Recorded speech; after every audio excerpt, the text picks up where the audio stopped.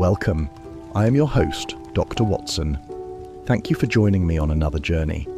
Today we are talking about the Dagger beneath the Thames. But before we start, let me know where you are watching from and what was the first Sherlock Holmes story you ever heard about. Chapter 1. The Bones Beneath the River. It was on a bitter February morning in the year 1895 that the case which I have come to regard as one of the most singular and most sorrowful of Sherlock Holmes's career first presented itself at our door. The sky over Baker Street was the colour of old pewter, and a sharp wind from the east rattled the window panes of our sitting room with a persistence that matched my companion's foul temper. Holmes had been without a case for the better part of a fortnight. He sat in his dressing gown, his long legs drawn up beneath him in his armchair, his fingers steepled beneath his chin, and his grey eyes fixed upon some invisible point on the ceiling with the intensity of a man watching the approach of an executioner. He had not spoken in over an hour.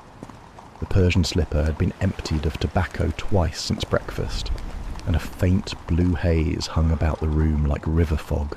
I had learned, through years of close association, that these dark moods were best left undisturbed. I occupied myself with the Times, turning the pages with what I hoped was unobtrusive quiet, until a particular article caught my attention. "I see the Thames pedestrian tunnel is in the papers again," I remarked, more to fill the oppressive silence than from any expectation of interest. Sir Reginald Blackwood defending the project against its critics. Cost overruns, delays, the usual complaints. He calls it the boldest feat of civil engineering since Brunel. Sir Reginald Blackwood, said Holmes without altering his position, is a man who confuses ambition with vision. He has championed that tunnel not for the benefit of London's pedestrians, but for the elevation of the Blackwood name. It is a monument dressed as a thoroughfare. You know the man. I know the type. Holmes closed his eyes. Wealthy, politically connected, you're outwardly philanthropic, and possessed of the particular ruthlessness that is required to push a quarter-mile tunnel beneath the Thames, while half of Parliament protests the expense. Is there anything else in that dreary catalogue of human folly you call a newspaper, or shall I resume my study of the ceiling? I was spared the necessity of a reply by the sound of the front door opening below, followed by hurried footsteps on the stairs. Footsteps I recognised at once. They belonged to a man of considerable weight, who habitually took the steps two at a time when agitated, which was to say, whenever he visited us. "Lestrade," I said. Holmes's eyes opened. A flicker of something, not quite hope, but the first stirring of interest I had seen in days, passed across his lean features.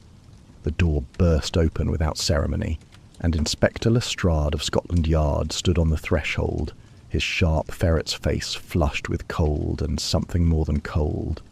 He held his bowler hat in both hands, turning it by the brim in a manner I had come to associate with cases that troubled him beyond his capacity to articulate. "Mr. Holmes, Dr. Watson, I apologise for the early hour."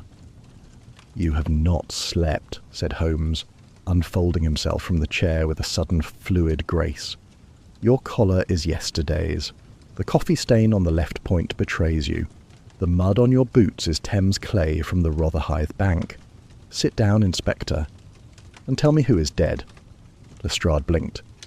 "How did you would not have come at this hour in yesterday's linen for anything less than a significant body. Who is it?" Lestrade lowered himself into the basket chair. "Sir Reginald Blackwood." I confess I started. Holmes merely raised one eyebrow. "We were just speaking of him," I said. "The tunnel man?" "The very same." Lestrade drew a long breath. "Found dead last night inside the unfinished tunnel, Doctor. Beneath the Thames. Between Wapping and Rotherhithe. Crushed under collapsed scaffolding." He paused and his jaw tightened. "With a Viking dagger through his chest." The silence that followed was absolute. Even the wind seemed to hold its breath. "Continue," said Holmes. He had not sat down. He stood by the mantelpiece perfectly still, and I recognised in his posture the coiled attention of a hound that has caught the first thread of a scent. "The night watchman found him at 8:30, said Lestrade. The scaffolding in the central section of the tunnel had come down. A whole framework of timber and iron collapsed across the walkway.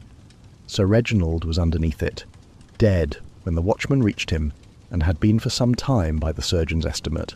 The dagger was buried in his chest, up to the hilt." "What manner of dagger?" asked Holmes. "That's the queer part. It's old, Mr. Holmes. Very old. Some sort of Norse relic pulled out of the riverbed during the excavation. They'd mounted it in the archway of the tunnel as a sort of decoration, a nod to history, I'm told. The official line is that it fell with the scaffolding and struck him as he went down." "An extraordinarily accommodating accident," said Holmes dryly.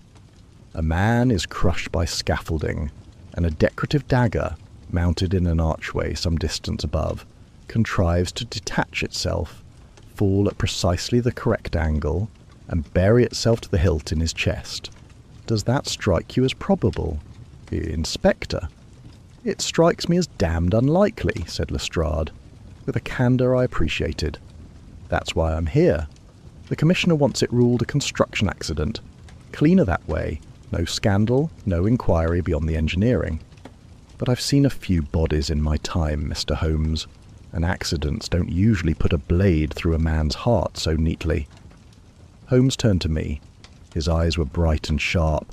The listless fog of the morning burned away as though it had never been. "Watson, what does the wound tell us, even at this remove?" "A dagger mounted blade downward in an archway," I said, thinking it through. "Falling onto a man below, the wound should enter from above. A downward trajectory, following gravity. The depth of penetration would depend on the weight and the height of the fall, but the angle should be more or less vertical." "Precisely. And the actual wound, Lestrade, what was the angle of entry?" Lestrade frowned. "The surgeon said it went in clean, nearly horizontal, through the ribs, into the heart." "Horizontal," Holmes repeated softly. He turned to the window, and I saw the ghost of a smile at the corners of his mouth. Not a smile of pleasure, but of recognition, the smile of a man who has been handed a puzzle worthy of his attention. A falling blade does not change direction mid-air. Someone placed that dagger where it would do its work, and brought the scaffolding down to disguise the method. This is not an accident, Lestrade.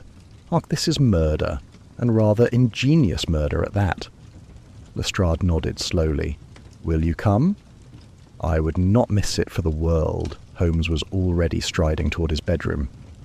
"Watson, your coat and your revolver, if you please. We are going beneath the Thames." Within a quarter of an hour we were in a cab, rattling eastward through streets still dark with the early morning. Lestrade sat opposite, answering Holmes's rapid questions. Sir Reginald had been expected at the tunnel for an emergency inspection. He had arrived alone. No workers were present. The site had closed at 5:30. "Who summoned him to the tunnel?" asked Holmes. "A note. His secretary arranged it." "I shall want to see that note." Holmes lapsed into silence, his chin sunk upon his breast. I watched the city slide past, the grey facades giving way to the cramped streets of Wapping, the masts of moored vessels rising like a winter forest beyond the rooftops. "There is something else," said Holmes, as the cab turned toward the waterfront. "The dagger. You said it was Norse, a relic from the riverbed."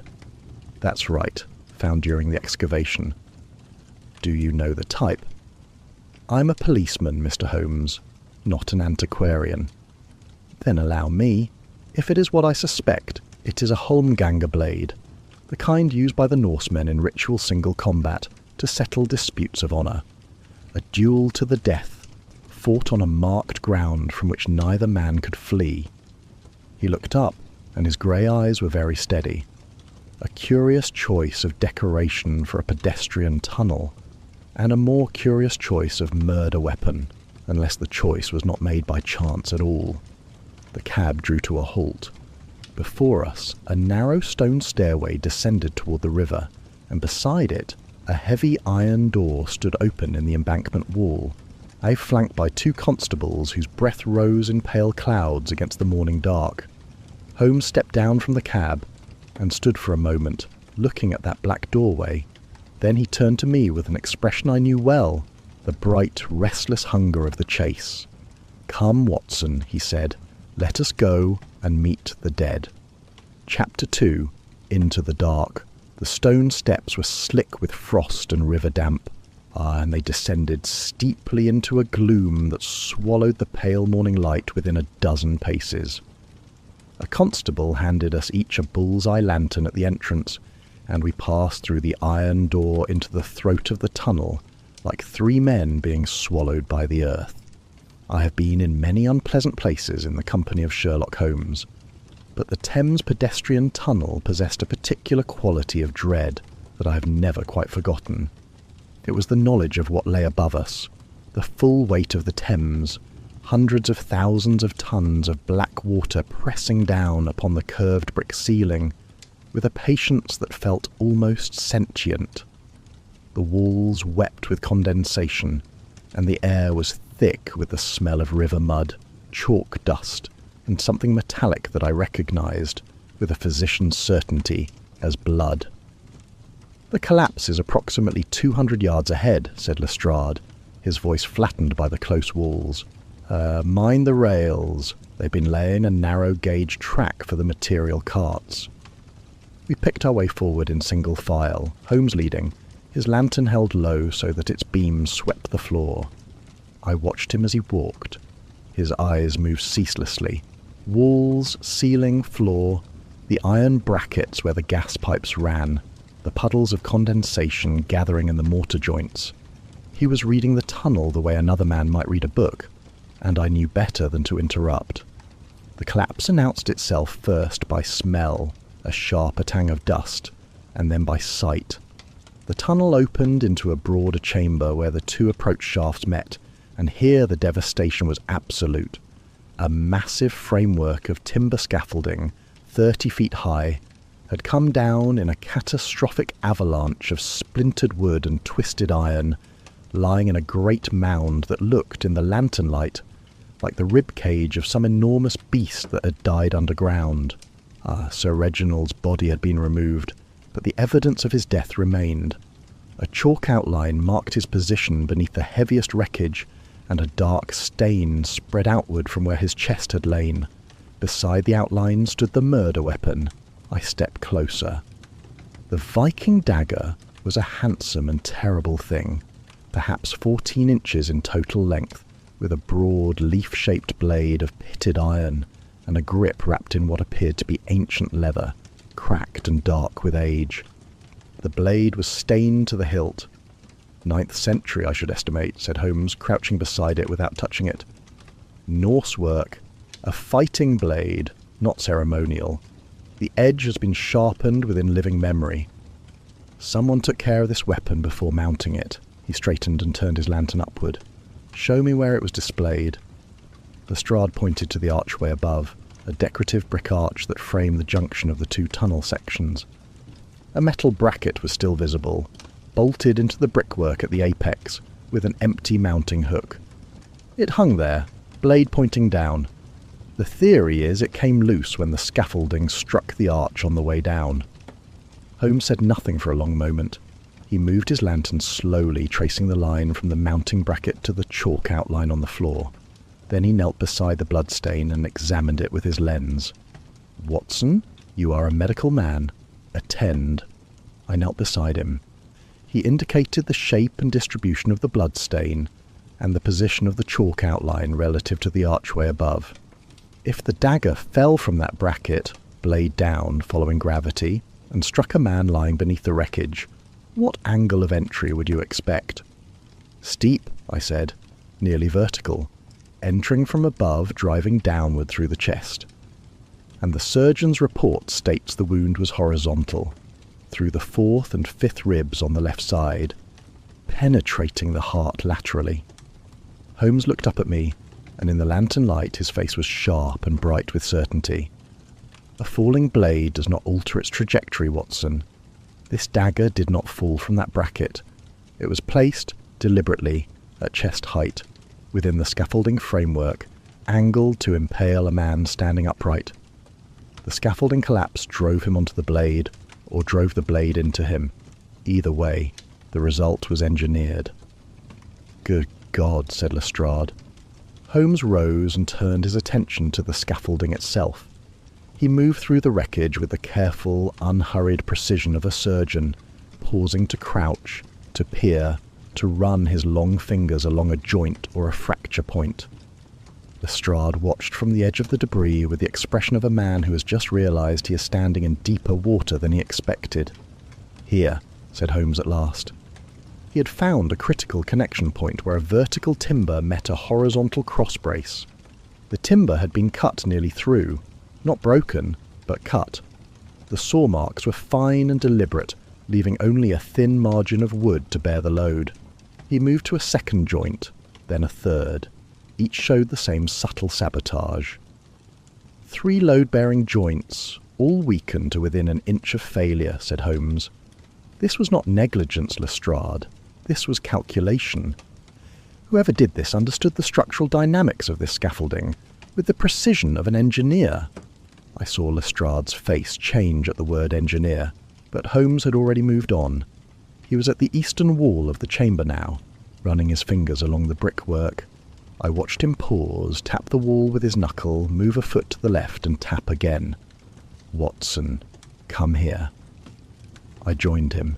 He tapped the wall again, and this time I heard it. A hollow sound, distinctly different from the solid thud of the surrounding brickwork. "This section is not solid," said Holmes quietly. He brought his lantern close. The mortar here was newer, lighter in colour, with a faint powdering of fresh brick dust along the lower edge. Someone has built a wall in front of a passage, and recently this mortar is no more than a few months old. "A passage?" said Lestrade. "To where?" Holmes did not answer. He pressed his ear to the wall and was silent for several seconds.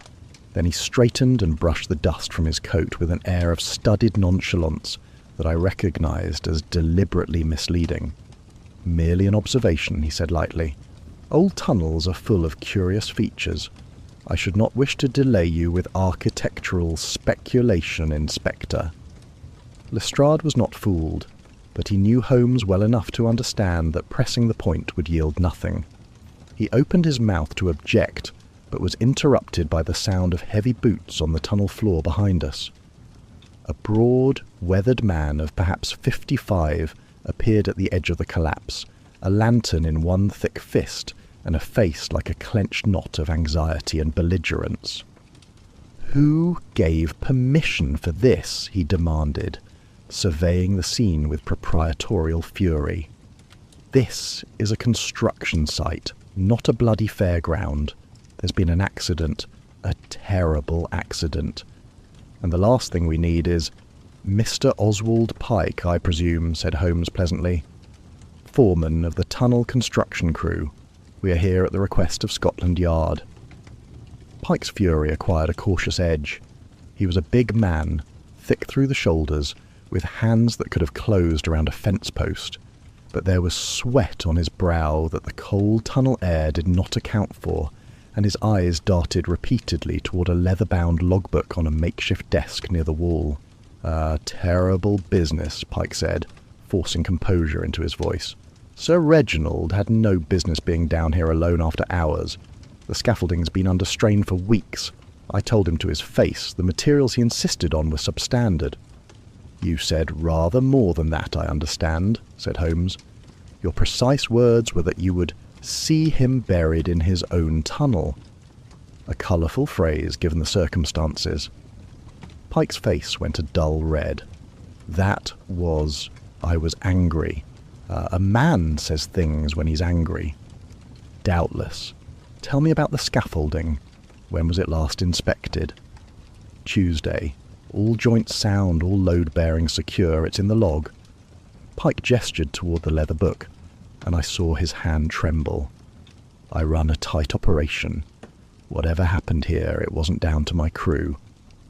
Holmes regarded him for a long, silent moment. Then he crossed to the logbook and opened it. He turned several pages, running his finger down the entries with unhurried deliberation. I could not see what he read, but I saw his eyebrow rise a fraction of an inch, that minimal, devastating gesture that meant he had found something worth finding. "Thank you, Mr. Pike," said Holmes, closing the book. "You have been most instructive." Pike looked as though he wished to say more, but something in Holmes's tone, that particular quality of polite finality, stopped him. He muttered something about needing to secure the site and retreated into the darkness, his heavy boots echoing off the curved walls until the sound was swallowed by the tunnel's silence. Lestrade looked at Holmes. "Well?" "3 things," said Holmes. "First, Sir Reginald was murdered. The scaffolding was sabotaged by someone with advanced structural knowledge, and the dagger was repositioned as a killing instrument. This was premeditated and executed with remarkable precision. Second, Pike is hiding something. His inspection reports contain irregularities that suggest haste, if not fabrication.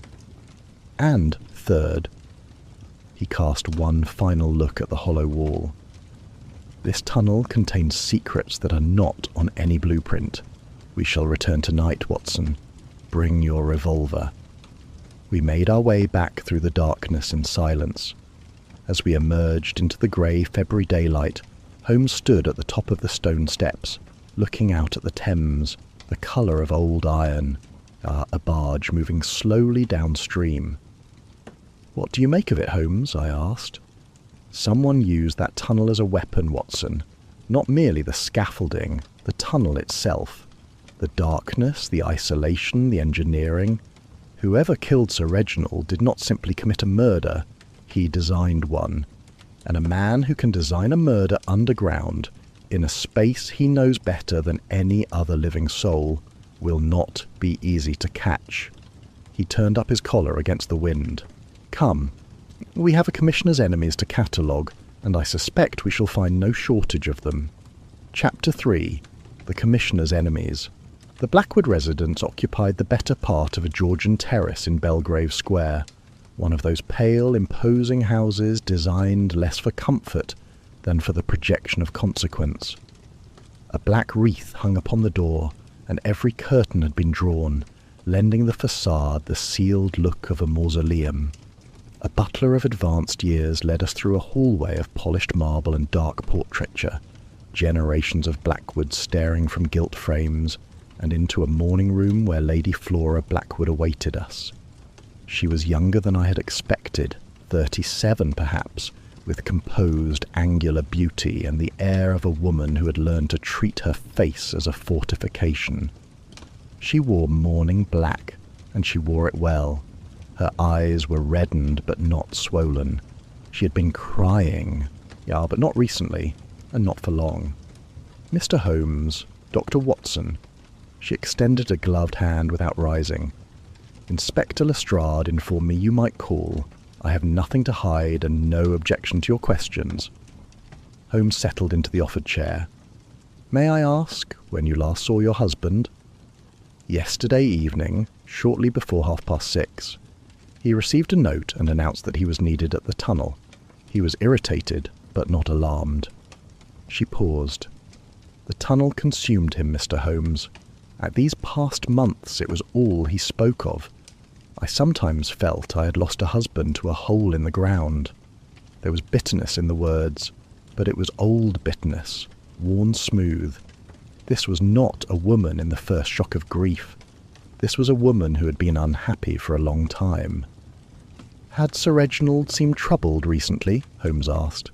Flora hesitated a fraction too long. "He was distant, suspicious. He had taken to locking his study and carrying certain papers with him. I assumed it was the tunnel delays." "Nothing more personal?" Her fingers tightened on the arm of her chair. "I don't know what you mean." Holmes let the silence work. It was I who filled the gap, offering sympathy where Holmes offered scrutiny. "If there is anything that might help us understand your husband's state of mind," I said gently, "even something that seems trivial." He changed his will, she said abruptly. 3 weeks ago. He disinherited me. Not entirely. There is a settlement, but the bulk of the estate he redirected to his charitable foundation. His legacy, he called it. She gave a short laugh.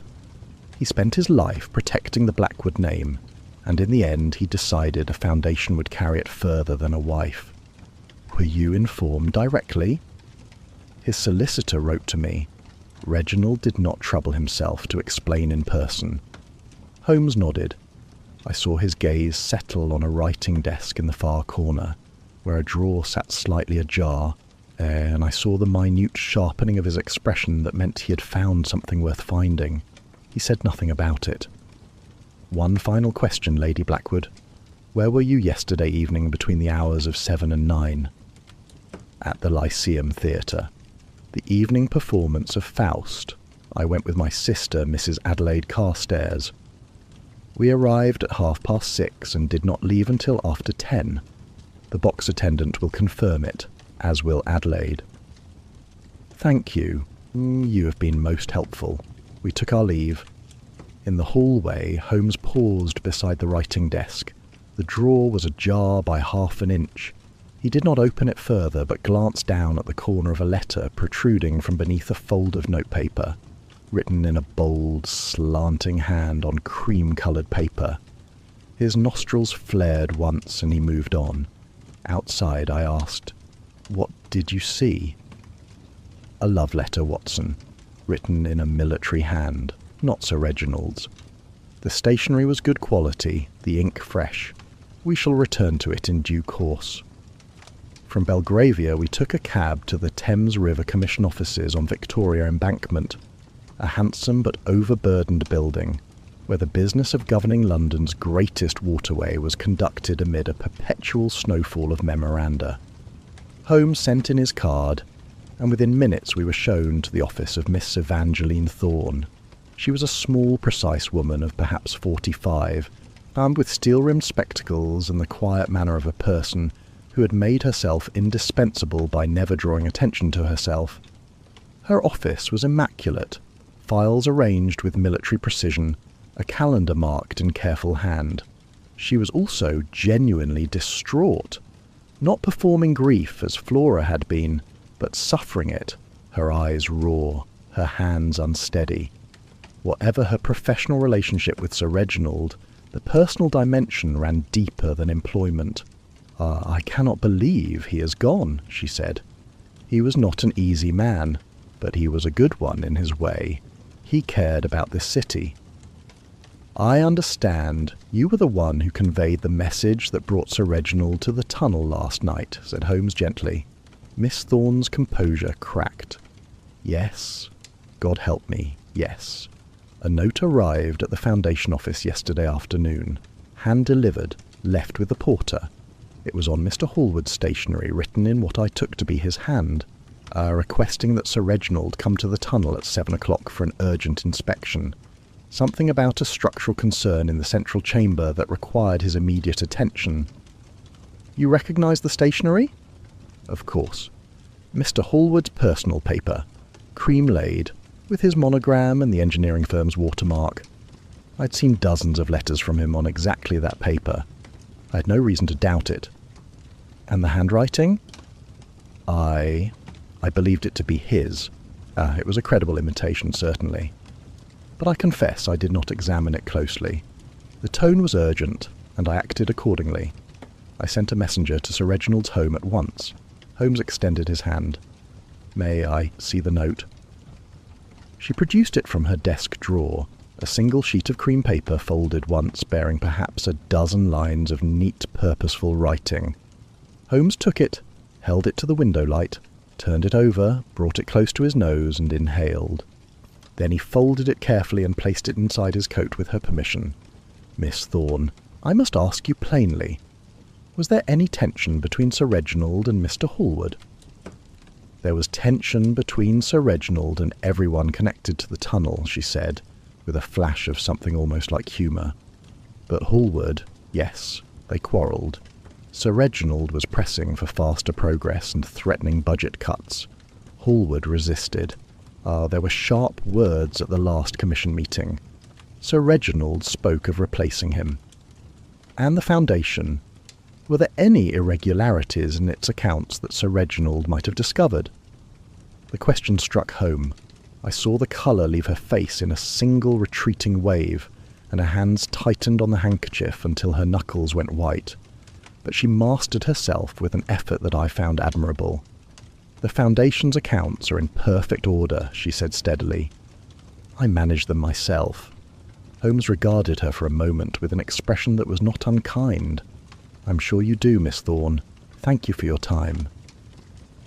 In the cab returning to Baker Street, Holmes sat with the forged note in his hands, tilting it this way and that in the fading afternoon light. He held it close to the window, examining the ink with his pocket lens, then raised it once more to his nose. "The stationery is genuine," he said at last. "Hallward's own. The watermark confirms it. The handwriting is a credible imitation. But the ink, Watson, the ink tells a different story." "How so?" "Most correspondence ink in London is English-made. Stevens, Perry's, the common varieties. This is different. It has a particular density, a faint bluish cast, and a trace of mineral oil in the binder that is characteristic of a German engineering compound manufactured in Cologne. It is not the sort of ink one finds in a secretary's office or a Mudlark's shop." "You think Hallward wrote this note himself?" "I think that whoever wrote this note used an ink that Hallward uses. Whether Hallward is the author, or whether someone had access to both his stationery and his ink, remains to be determined." He pocketed the note and leaned back in the cab. "But the circle of suspects narrows, Watson. A wife with motive and a lover to protect. A secretary who delivered the fatal summons and turned pale at the mention of the Foundation's accounts. An engineer whose stationery and ink were used to lure a man to his death. And somewhere in that tunnel, a hidden passage that should not exist." "You have not mentioned Pike," I said. "Pike is a frightened man with something to hide, but his fear has the particular quality of a man who dreads exposure for his own failings, not punishment for another's death.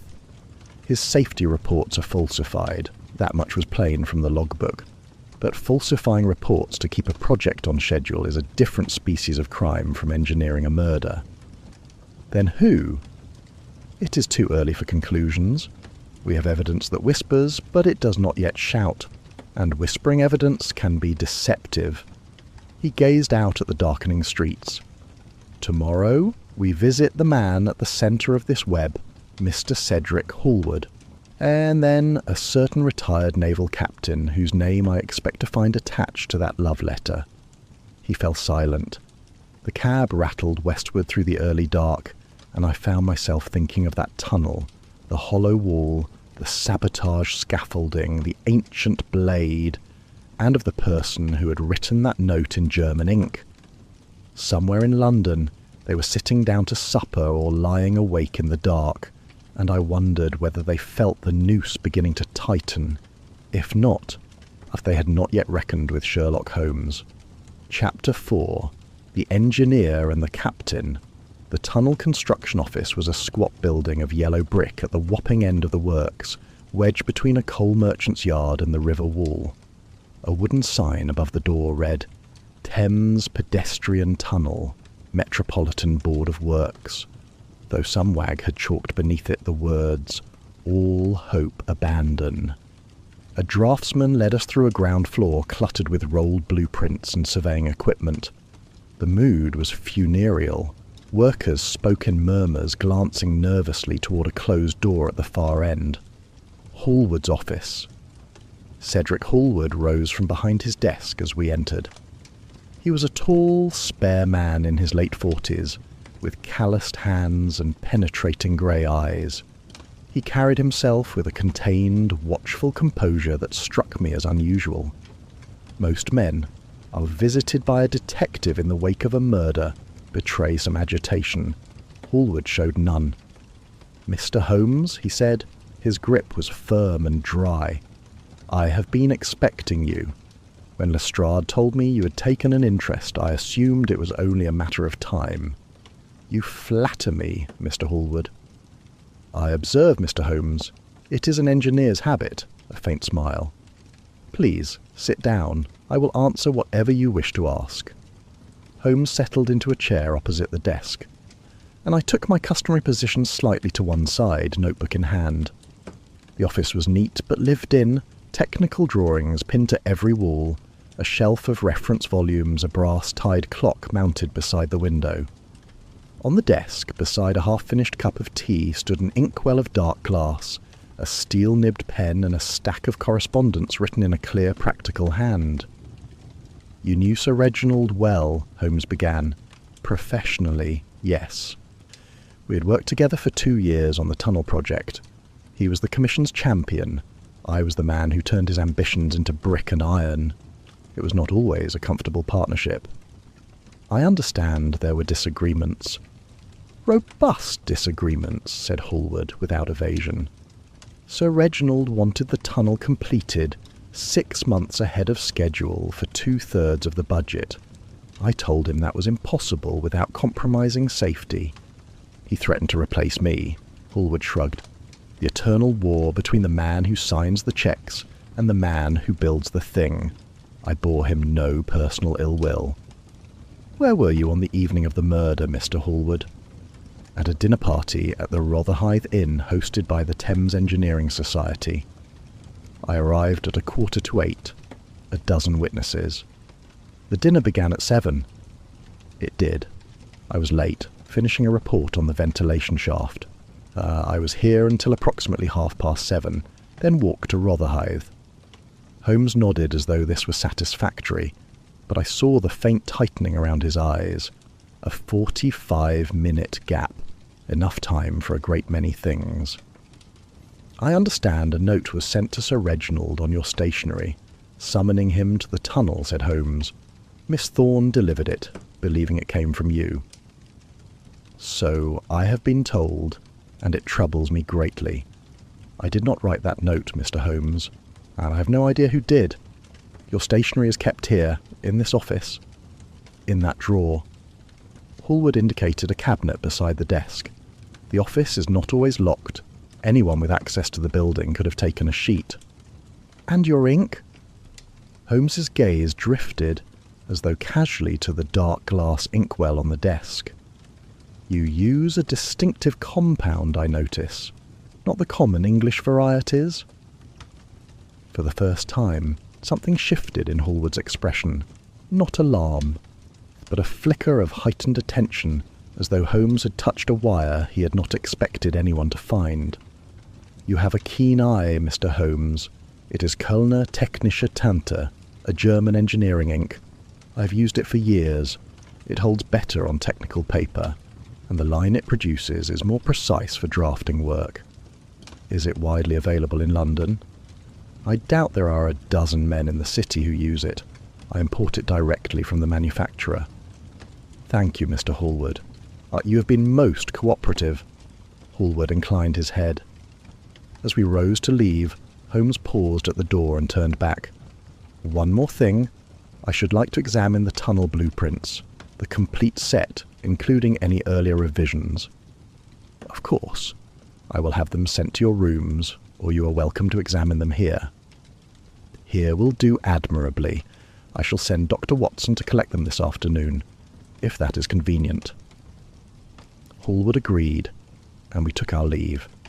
On the street outside, Holmes walked in silence for some minutes, his hands deep in his coat pockets, his brow furrowed in that particular way that meant the machinery of deduction was running at full speed. Well, I said at last, he is the most interesting man in this case, Watson, and the most dangerous.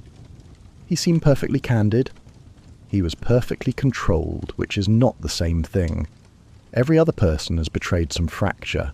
Flora's bitterness, Thorne's grief, Pike's panic. Hallward showed nothing.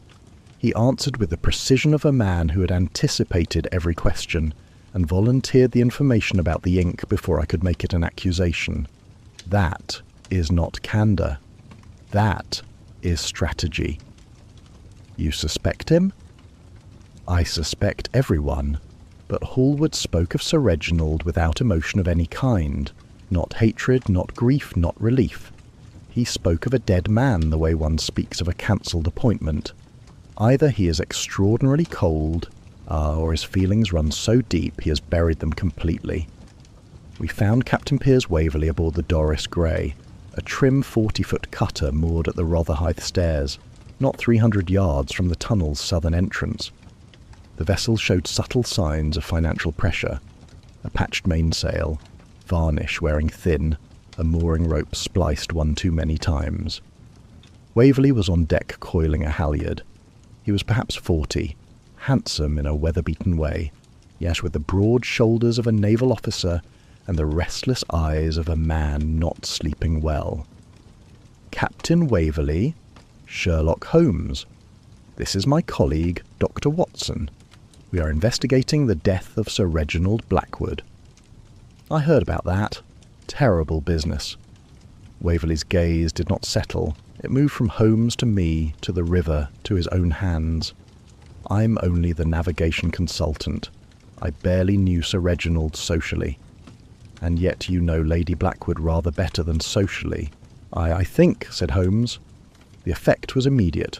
Colour flooded Waverley's face, then drained from it. The halyard slipped from his fingers. Captain, I have not come to judge your private affairs. You may speak to me candidly now, or to Inspector Lestrade less candidly later. Waverley sat heavily on the gunwale. I know Flora. Yes, we have an understanding. It began last spring. She was miserable. Reginald was a cold man. A controlling man. Did Sir Reginald know of your relationship? God, I hope not. I don't know. Flora said she thought he might suspect something. A letter went missing from her writing case. She was terrified he had found it. Holmes and I exchanged a glance, the letter in the drawer. Where were you on the evening of Sir Reginald's death, Captain? Here, aboard the Doris Grey, and I was alone, working on navigational charts for the tunnel survey. Can anyone confirm that?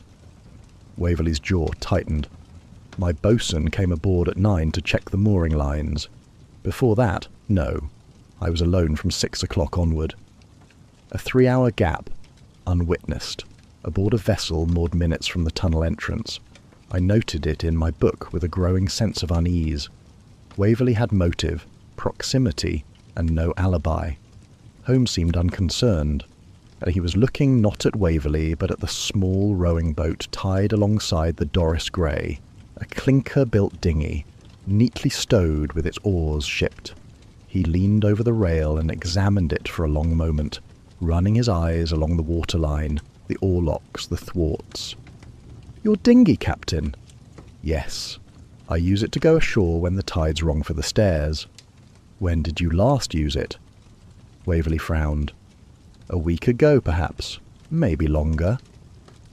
Holmes said nothing more about the boat, but I saw him note something, a detail I could not identify from where I stood, before straightening and turning back to Waverley with an expression of courteous finality. Thank you, Captain. I may need to speak with you again. We walked along the Rotherhithe waterfront in silence. The tide was dropping, exposing the mud flats in long, glistening shelves, and the river stairs where we had emerged from the drainage conduit the previous night were visible a short distance downstream. He seems the obvious suspect, I said at last. Motive, opportunity, proximity, and that unwitnessed evening aboard his vessel.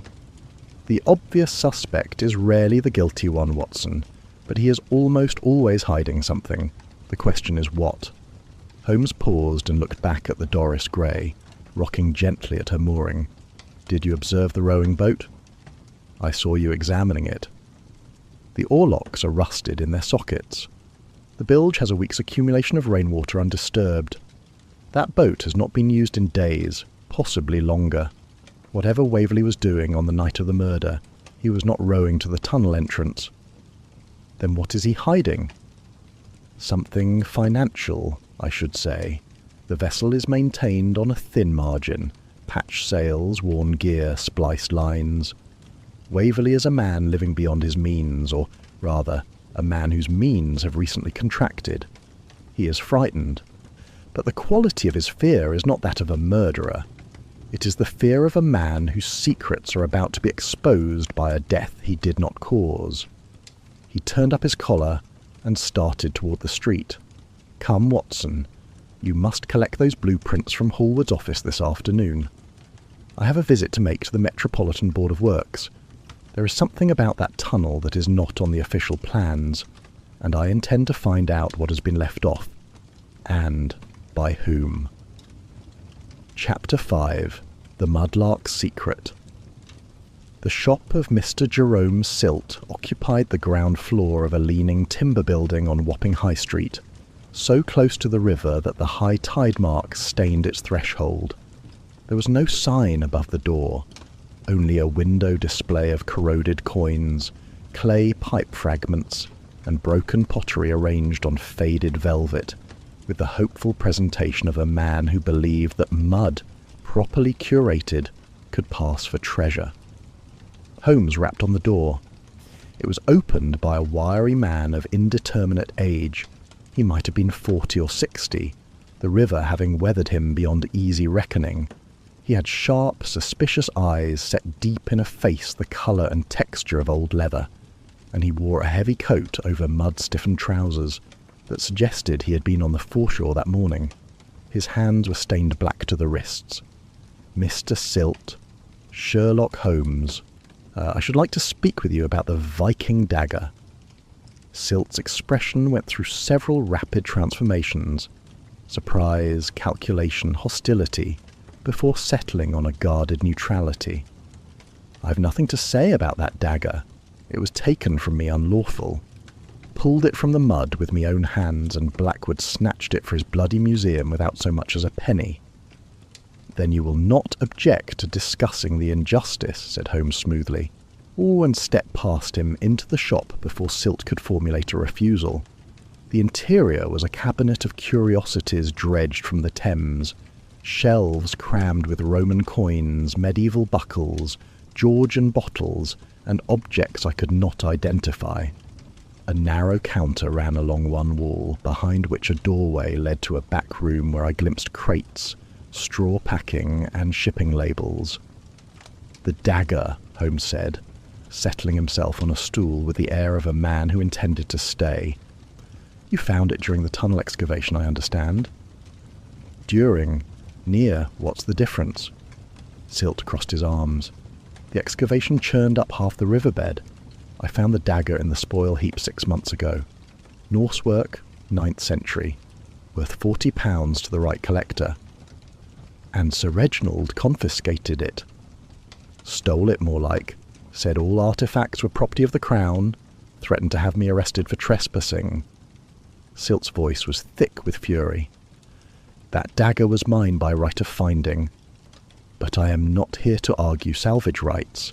I am here because the dagger that was taken from you was subsequently driven through Sir Reginald Blackwood's chest. You had reason to hate the man. You knew the dagger's location, and you are familiar with the tunnel. You can see how that looks." Silt went very still, the hostility drained from his face, replaced by something colder, the wariness of a man who has just realized that the conversation has shifted from grievance to danger. "I didn't kill him," he said flatly. "I didn't like him, and I won't pretend otherwise, but I'm a mudlark, not a murderer." "Then you will not mind telling me how you came to know the tunnel's layout so intimately. You mentioned back ways and old drains to Inspector Lestrade's sergeant, a curious level of familiarity for a man supposedly barred from the construction site." Silt's mouth tightened. For a long moment he said nothing, and I could see the calculation working behind his eyes, how much to admit, how much to conceal. Holmes waited with the infinite patience of a man who held all the cards and knew it. "There are drains," Silt said at last. "Old ones. What are Victorian storm drains under the Wapping Bank? I've used them for years. They give access to stretches of mud other larks can't reach. And when the tunnel excavation started churning up artifacts, I used the drains to get close to the spoil heaps. It's not trespassing if you're underground." Do they connect directly to the tunnel?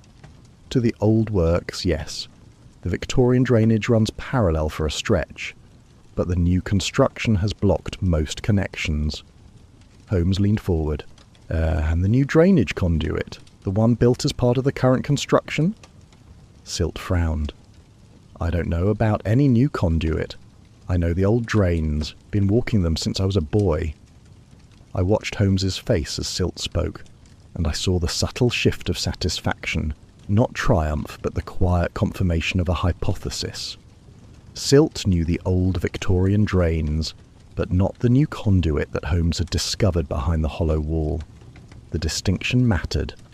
Whoever had used that hidden passage to escape the murder scene knew about construction that existed only in the current engineering plans, not in the century-old drainage network that Silt had been navigating since childhood. Where were you on the evening of the murder, Mr. Silt? Here, in my shop. The wife will tell you the same. Mrs. Silt's testimony has been described to me as occasionally unreliable. Silt bristled. She's a plain-spoken woman who doesn't suffer fools, which some people mistake for dishonesty. I was here, Mr. Holmes. I had no reason to be anywhere near that tunnel. Holmes rose, thanked Silt with a courtesy that seemed to unsettle the man more than hostility would have, and we departed. I noticed as we passed through the shop that Holmes cast a lingering glance at the back room, the crates, the shipping labels, the straw packing, but said nothing until we were in the street. Silt is a smuggler, said Holmes matter-of-factly. Those crates in the back room are packed for export. The labels are addressed to a dealer in Amsterdam.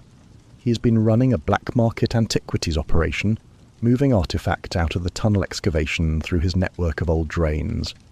It is a crime, but it is not our crime. You believe him? About the murder? I believe he did not know about the new conduit. His knowledge of the tunnel is archaeological, not engineering. He is a man of the old river, the Victorian passages. Up the foreshore, the tidal mud, the murder was committed through the new construction by someone who understood the modern blueprints, not the historical drainage. Silt is a thief, Watson, but he is the wrong kind of thief. That evening, at 10:30, Holmes and I returned to the tunnel. We entered not through the main shaft at Wapping, but through a service door on the Rotherhithe bank, to which Holmes had obtained a key through means he did not disclose. The tunnel was black and silent, the gaslight still shut off, and our bull's-eye lanterns carved narrow channels through the darkness. The river sounds were different at night, a deep, rhythmic groaning in the brickwork, as though the Thames were breathing in its sleep. Holmes led me directly to the hollow section of wall he had identified on our first visit. He produced from his coat a cold chisel and a small mason's hammer, and with quick, precise strikes, he loosened the mortar around a section of newer brickwork. Within minutes he had removed enough bricks to reveal what lay behind, a narrow passage, roughly 4 feet wide and 5 feet high, lined with raw brick and sloping gently downward toward the river. The drainage conduit, said Holmes. Not on the official blueprints, yet here it stands. Shall we? We entered. The passage was cramped and foul-smelling, the air thick with damp and the chalky tang of exposed geological strata. The walls were rough, newer construction than the main tunnel, functional rather than finished. The floor was covered in a fine white powder that our boots disturbed into small clouds with every step. Chalk, said Holmes, crouching to examine it. We are passing through the upper chalk stratum, the geological layer that lies between the London clay and the river gravel. This chalk is distinctive. It does not appear anywhere in the main tunnel or in the streets above, yet anyone who walked this passage would carry it on their boots. He marked this observation with a quiet emphasis that told me it would prove significant. The conduit ran for perhaps a quarter of a mile, sloping steadily downward before levelling out and turning toward the river. As we progressed, I became aware of a new sound. the low, insistent rush of water somewhere ahead. Holmes checked his pocket watch and then produced a folded tide table from his coat. "The tide turns in 40 minutes, he said. "At high water, this conduit floods to a depth of 3 feet, impassable without wading, and dangerous even then. But at low tide, the window from approximately 6:45 to 7:45 in the evening, the passage is dry." He looked at me, and in the lantern light his expression was grave and certain. "The murder occurred at approximately 10 minutes past 7. The killer entered this conduit after triggering the scaffolding collapse and walked its length to the river, emerging at the Rotherhithe stairs during the low tide window. The timing is precise to the minute. Only someone with expert knowledge of the river's tidal patterns could have planned it." "That eliminates silt," I said. "He would have used a boat." "It eliminates silt and Pike both. Pike would not have known this conduit existed. It is not on the official plans. It eliminates Waverley as well, for though he understands tides, he had no knowledge of this passage and no reason to build one." Holmes straightened. "This conduit was built by the man who designed the tunnel. It was omitted from the blueprints by the man who controlled the blueprints. And it was used, on the night of the murder, by the man who knew, to the minute, when the river would permit his escape." The passage ended at an iron grating set into the embankment wall. Beyond it, I could see the dark gleam of the river and the stone steps of the Rotherhithe stairs, slick with weed. Holmes pushed the grating open. It swung easily, recently oiled, and we emerged into the cold night air. He stood for a moment on the river stair, looking back toward the Rotherhithe Inn, visible as a warm glow of windows perhaps 200 yards distant. "The murderer walked beneath the Thames and emerged in time for dinner," he said quietly. "We are looking for an engineer, Watson, not a mudlark." Chapter 6. Alibis and Lies. Holmes dispatched me early the following morning with a list of names and instructions that were, by his standards, unusually detailed. "I need you to be my legs today, Watson. Verify every alibi. Note not merely what they say, but how they say it. The hesitations, the rehearsals, the things they choose not to mention. I shall be at the Metropolitan Board of Works, examining municipal archives." We parted at Baker Street, and I set out into a London that had turned bitterly cold overnight. My first call was the Lyceum Theatre, where I sought the box attendant who had been on duty the evening of the murder. I found him, a thin, elderly man named Copping, polishing brass fittings in the lobby with the unhurried diligence of a man who took pride in small things. He remembered Lady Blackwood and her sister clearly. "Box 14, sir. They arrived at 6:30, just before curtain. Lady Blackwood and Mrs. Then Carstairs. I showed them to their seats myself. They stayed through the interval. I brought them sherry, and did not leave until after the final curtain at 10:30. "You are quite certain they were present throughout?" "Certain as I can be, sir. I checked the boxes at interval, and both ladies were in their seats. The younger one, Mrs. Carstairs, she was chatting away, very lively. Lady Blackwood was quieter. Seemed distracted, I thought. But that's none of my business. The alibi was solid, or appeared to be. I made a note and proceeded to the Carstairs residence in Kensington, where I found Flora Blackwood herself, having taken refuge with her sister since the murder. Mrs. Adelaide Carstairs, a plump, bright-eyed woman who resembled her elder sister only in colouring, confirmed the evening at the theatre with a fluency that struck me as slightly rehearsed, though I could not say precisely what detail rang false. She had answers prepared for questions I had not yet asked, and she delivered them with the eager helpfulness of a woman determined to be believed. Flora received me in the drawing-room. With her sister momentarily absent, she broke down. "I must tell you the truth, Dr. Watson. I have been conducting an affair with Captain Waverley for nearly a year. We had spoken of leaving England, going to Italy." She pressed her handkerchief to her mouth. "And I believe Reginald discovered it that very day. I kept a letter from Piers in my private writing case. The day of his death, I found the case opened and the letter gone. And yet, you went to the theatre. What else could I do? I was paralysed. Sitting in a darkened theatre was preferable to waiting for Reginald to confront me. Her eyes were raw. But I did not kill him, Doctor. I was too much of a coward even to confront him. I believed her, not because her story was convenient, but because the quality of her distress was genuine in a way that performance cannot sustain. From Kensington, I went south to Bermondsey, to the Anchor and Crown, where Pike claimed his alibi. The barman, Dorsey, confirmed Pike's presence from 6:30. He was here right enough, came in black as thunder, settled in the corner with 3 of his lads, drank steady, not falling down, but putting it away with purpose, and muttering about that bastard Blackwood and the whole bloody tunnel coming down on all of us. Pike's alibi held, but on instinct I pressed further, and Dorsey mentioned that one of Pike's men, a young fellow named Briggs, had remarked that Pike spent the previous night rewriting paperwork. The gaffer doing homework, Briggs had called it. Pike hadn't laughed. Rewriting paperwork the night before an investigation into a tunnel collapse. I noted it carefully. The behaviour of a man falsifying inspection reports, though not necessarily the behaviour of a murderer.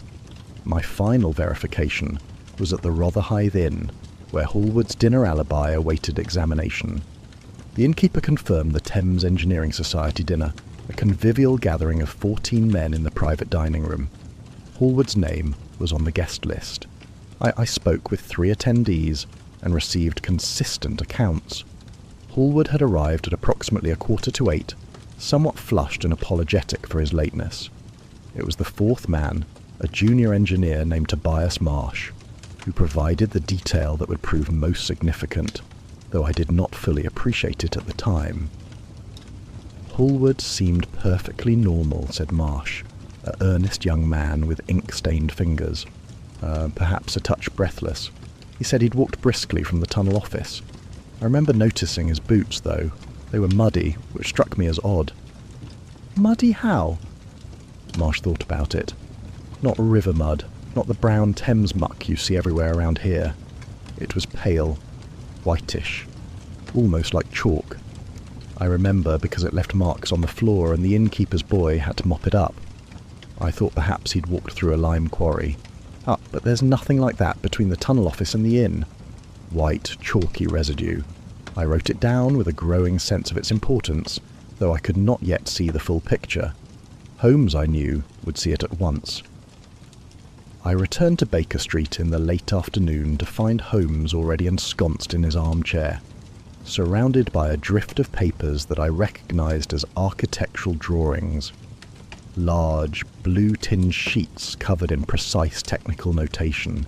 Though he had obtained them from the Metropolitan Board of Works, and he had clearly been studying them for some time, for his pipe had gone cold and his tea sat untouched. Ah, Watson, what news from the field? I gave my report in full, Flora's confession, Copping's confirmation at the Lyceum, Pike's solid alibi and the suggestion of rewritten paperwork, and finally, Marsh's observation about the pale residue on Hallward's boots. Holmes listened without interruption, his fingers steepled, for his eyes half closed. When I finished, he was silent for a long moment. Flora's affair is confirmed then, he said at last. And Sir Reginald had discovered it. The missing letter proves that. It gives both Flora and Waverley an urgent motive. And yet Flora was at the Lyceum, genuinely and verifiably, and Waverley's rowing boat has not been used in days. Their secrets are real, but their guilt in this murder is not. And Pike? Pike is falsifying safety reports. That much is now beyond doubt. Rewriting paperwork the night before an investigation is the act of a man who knows his records will not bear scrutiny. But falsifying reports to conceal negligent construction practices is a very different crime from engineering a deliberate collapse. Pike is a frightened man covering his own failings. He is not our murderer. Holmes rose and crossed to the table where the blueprints were spread. "But this, Watson, this is what I have been waiting for." He smoothed one of the large sheets and placed a finger on a specific section. "These are the tunnel plans, as filed with the Board of Works. There have been 3 revisions since construction began. The first 2 were submitted jointly by the engineering team. The third," he tapped the drawing, "was submitted 4 months ago by Hallward alone. What changed? That is precisely the question. I have compared the third revision to the second, line by line. Every modification is minor and justifiable. A reinforced arch here, a widened ventilation shaft there, except one." He moved his finger to a section of the eastern tunnel wall. "In the second revision, a secondary drainage conduit is clearly indicated, running from the central chamber eastward to the Rotherhithe embankment, with an outlet at the river stairs. In the third revision, this conduit has been removed. It simply does not appear. No annotation, no engineering justification, no explanation for the omission." "The hidden passage," I said. "The passage we walked through last night. It exists in brick and mortar, Watson. We have been inside it. But it does not exist on the official plans. Hallward built it, and then Hallward erased it from the record. He created a passage that only he knew about. A passage that leads from the murder scene to a point 200 yards from his dinner party." He let the implication settle. "Then it must be Hallward," I said.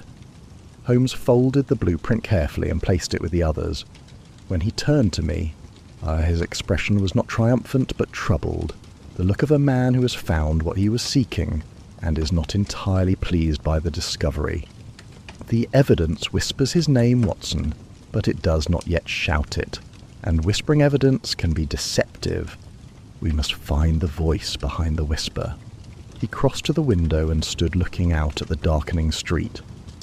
"A man does not spend years manoeuvring himself into a position to commit a murder over a professional disagreement about construction budgets. The method is too patient, too precise, too deeply considered. If Hallward killed Sir Reginald Blackwood, he did it for a reason that runs far deeper than anything we have yet uncovered." He reached for his coat. "Tomorrow, Watson, I go to Whitechapel. There is a thread in this case that leads not to the tunnel or the river, but to the past, and I mean to follow it to its source." Chapter 7. Blood and Birthright. Holmes did not invite me to accompany him the following morning.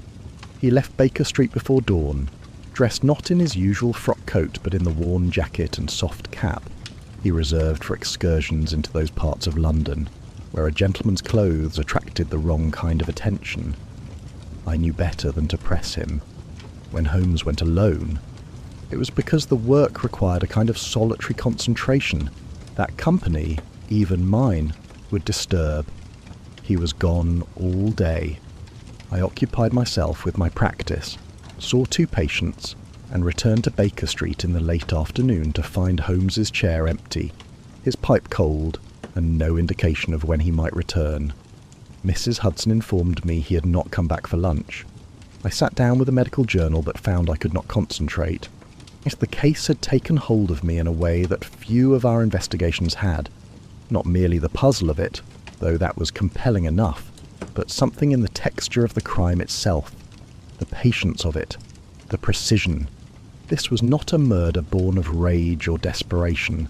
It was a murder that had been built, the way one builds a tunnel, brick by careful brick over months or years, toward an end that only the builder could see. Holmes returned at 7:30. He came in quietly, hung his cap on the hook, and crossed to the fire without speaking.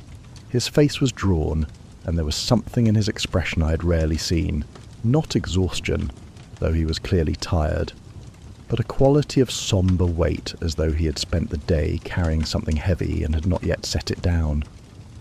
"Where have you been?" I asked. "Whitechapel," he said, "and Somerset House, and a churchyard in Stepney." He lowered himself into his chair and stared into the fire for a long moment.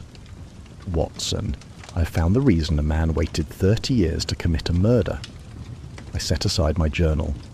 Holmes reached into his coat and produced a small bundle of papers, notes in his own hand, transcriptions of official records, a tracing of what appeared to be a parish register entry. He spread them on the table between us. "Something about Hallward has troubled me from the beginning," he said. "Not his guilt. The evidence points toward him with increasing clarity, but his motive. A professional dispute over construction delays and budget cuts does not produce this level of patient, meticulous, symbolic murder. Men who kill over money or professional pride do so clumsily, hastily, in anger. They do not spend months engineering a hidden passage, positioning an ancient blade, and timing their escape to the tidal minute. This crime was not committed in anger, Watson. It was committed in sorrow." He took up the first of his papers. Cedric Hallward, born 1847, Stepney. Mother, Mary Hallward, seamstress. Father, unknown. That is what the official birth record states. But official records, as you know, tell only the story that was permitted to be told. He laid down a second sheet, a transcription from what he identified as the admission register of a Whitechapel workhouse. Mary Hallward, admitted January 1852, age 28, cause of admission, destitution. Referred by, and here is the entry that changes everything, Lord A. Blackwood, of Mayfair. She died there in 1854, of consumption. She was 31 years old. Her son Cedric was 7. Blackwood, I said. Lord Aldrich Blackwood, Sir Reginald's father. The same. I confirmed it at Somerset House. Mary Hallward was employed as a seamstress in the Blackwood household in Mayfair from 1845 to 1847. Cedric Hallward was born 9 months after Mary entered Lord Aldrich's service. Now, the inference is unavoidable. Hallward is Sir Reginald's half-brother. His illegitimate half-brother. The son of a seamstress and a lord. A combination that Victorian society punishes with a thoroughness that would shame the Inquisition. Holmes's voice was quiet and precise, but beneath the precision I heard something I did not often hear from him. Anger. Not the cold, analytical anger he deployed against stupidity and injustice in the abstract, but something more personal, and something that came from a place he usually kept locked. Mary Hallward became pregnant by Lord Aldrich Blackwood, he continued. When she sought acknowledgement, or perhaps merely support, she was cast out. But it was not Lord Aldrich who ensured her total destruction. It was his son. Young Reginald Blackwood, then 20 years old, took it upon himself to protect the family name. He bribed Mary's employer, spread lies about her character, and had her evicted from her lodgings. She was left with nothing, a ruined seamstress with an infant son and no reference. She ended in the workhouse. 2 years later she was dead. The fire crackled in the silence. I found I had no words. I traced this through parish records, employment registers, and the workhouse files, said Holmes. At Somerset House I found a baptismal record from St Dunstan's, Stepney, with a marginal note by the vicar. He read from his transcription. Mother claims the child's father is a lord, as she is in great distress. The vicar, it seems, believed her. He would not have recorded the claim otherwise, but belief and proof are different currencies, and Mary Hallward had none of the latter. And Cedric, what became of him after her death? He was raised by the parish, educated at a charity school, apprenticed to a civil engineer at 14, and from that point, Watson, his rise was extraordinary. By sheer force of intellect and labour, now he climbed from the charity wards of Stepney to the summit of his profession. He became one of the foremost tunnel engineers in England, a man consulted on projects from Glasgow to Calcutta. And then, 2 years ago, fate delivered him to the Thames pedestrian tunnel project, where the commissioner who controlled his budget and gave him his orders was Sir Reginald Blackwood, his half-brother, the man who had destroyed his mother. Holmes fell silent, The fire had burned low. And the shadows in the room had deepened. "Does Hallward know?" I asked. "About his parentage?" "He knows." Holmes reached into his coat and produced one final piece of evidence. Not a document, but a small creased card, retrieved from a place I had not expected. "After Somerset House, I went to Stepney. Mary Hallward is buried in the churchyard of St Dunstan's. The grave is modest, a simple headstone, weathered by 40 years. But it is well tended, Watson. Someone has been maintaining it. The grass is trimmed, the stone is clean, and there were fresh flowers. Winter jasmine recently placed." He held up the card. It was small, unsigned, and bore only 4 words written in a careful, steady hand. "Justice is patient." "I found this tucked among the stems," said Holmes. "The hand is Hallward's. I have compared it to documents from his office. He has been visiting his mother's grave, tending it, leaving these messages. Not for her, I think, for himself. A reminder. A promise." I stared at the card. 4 words, and yet they contained an entire life. Decades of grief, of slow and patient climbing, of a purpose held so tightly and for so long that it had become indistinguishable from the man himself. "He did not seek this opportunity," I said slowly. "He built his career on his own merits. But when the tunnel project placed Sir Reginald in his path, he recognised what the river had delivered to him, not merely revenge, but what he would consider justice, the son of the ruined seamstress, standing at last in a position to hold the son of the Lord, accountable for a crime that no court had ever punished." Holmes turned the card over in his fingers. "The Viking dagger was not chosen at random, Watson. It was a Holmganga blade, the weapon of ritual single combat, used by the Norsemen to settle disputes of honour between men whom the law could not reconcile. Hallward chose it deliberately. He was not merely killing Sir Reginald, he was challenging him to a duel that Reginald could never have accepted, and fighting it on his own terms, in the darkness beneath the river. The room was very quiet. Outside, the sounds of Baker Street, the rattle of hansoms, the cry of a late newspaper seller, seemed to belong to a different world, one that had nothing to do with the cold churchyard in Stepney, or the workhouse where a young woman had coughed her life away while her son grew up without her. "Holmes," I said at last, "do you believe justice was denied to Mary Hallward?" He did not answer immediately. He sat with the card in his hands, his grey eyes fixed on the fire, and when he spoke his voice was careful, the voice of a man choosing his words with the precision he usually reserved for chemical analysis. "The law did not fail Mary Hallward, Watson. It was never invoked on her behalf. No magistrate heard her case. No judge weighed her claim. She was destroyed not by the machinery of justice, but by its absence. By the simple fact that a lord's word outweighed a seamstress's truth, and that the instruments of ruin were available to one and not the other." He paused. "I understand Hallward's grief. I almost understand his reasoning. But understanding is not endorsement. And grief, however justified, does not confer the right to kill." He placed the card in his desk drawer and rose. "Tomorrow I assemble the evidence. The ink, the chalk, the conduit, the blueprints, the tide. Every thread leads to Hallward. But tonight—" He crossed to the window and stood looking out at the street below, his reflection ghost-like in the darkened glass. "Tonight I think of a woman who died in a workhouse, and a boy who grew up to build tunnels, and a dagger that was pulled from the river mud as though the Thames itself had chosen it." He turned from the window. "Go to bed, Watson. We have work to do in the morning."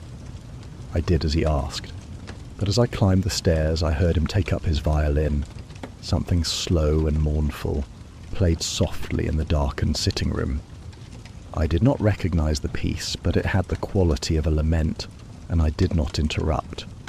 Chapter 8. The Noose tightens. Holmes was at work before I came down to breakfast. The sitting room had been transformed overnight into something between a chemical laboratory and a war room. The dining table was covered with evidence, the forged note under a magnifying glass. Architectural blueprints weighted at the corners with books, tide tables annotated in Holmes's precise hand, and a collection of glass slides and reagent bottles arranged beside the microscope he kept on the sideboard. A smell of acetic acid hung in the air. "You have not slept," I said. "Sleep is for cases that are finished. Sit down, Watson. I want to walk you through the chain before I present it to Lestrade. Every link must hold or the whole thing breaks." He began with the note. He had spent the early hours subjecting it to chemical analysis, dissolving minute samples of the ink in various reagents, examining the results under magnification, and comparing them against a reference sample he had obtained, by means he did not explain, from Hallward's office inkwell. "The ink on this note is Kölner Technische Tinte," he said, holding up a glass slide to the morning light. "The same German engineering compound I observed on Hallward's desk. Under magnification, it displays the characteristic iron gall base with a mineral oil binder that distinguishes it from every English ink on the market. I have tested it against Stevens Blue Black, A. Perry's copying ink, and 3 other common varieties. The match is unambiguous. This note was written with Hallward's ink." "Could someone else have used it? You said the office was often unlocked." "They could have used his stationery. A sheet of paper is easily taken. But the ink is another matter. It requires a specific steel nib to flow properly, a drafting nib, not a correspondence pen. The letter forms on this note were made with exactly such a nib. Whoever wrote this was accustomed to writing with engineering instruments. The number of people in London who use this ink, this nib, and had access to Hallward's stationery can be counted on one hand. Hallward is chief among them." He set the note aside and moved to the next piece. Now, the boots. He had sent a message to Lestrade the previous evening, requesting a warrant to examine Hallward's clothing. Lestrade, whose own instincts had been moving in the same direction, had obliged. A constable had collected the boots Hallward wore to the dinner party. They had been cleaned since that evening, but not thoroughly enough. "The innkeeper's boy mopped chalk residue from the dining room floor," said Holmes, "but the boots themselves retain traces in the stitching and along the welt, the seam where the upper meets the sole. Chalk embeds itself in leather with remarkable tenacity." He produced a small envelope containing a whitish powder. This is the sample from Hallward's boots." He produced a second envelope. "And this is chalk I collected from inside the drainage conduit." He placed both samples on glass slides and positioned them under the microscope. "Examine them." I looked. The powder in each sample was identical to my eye, fine, pale, with a faintly crystalline structure. The chalk stratum inside the conduit is upper chalk, a specific geological layer that lies between the London clay above and the river gravel below. It is exposed only inside the conduit, where the construction cut through the stratum. This chalk does not appear anywhere in the main tunnel, which was bored through the clay layer. It does not appear in the streets of Rotherhithe or Wapping, and the only place a man could acquire this chalk on his boots is inside the hidden drainage passage. He straightened from the microscope. "Hallward told me he walked from the tunnel office to the Rotherhithe Inn.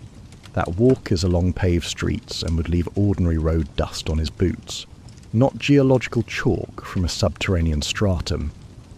The chalk places him inside the conduit he built, the conduit he erased from the plans, or the conduit that runs from the murder scene to a point 200 yards from his dinner party."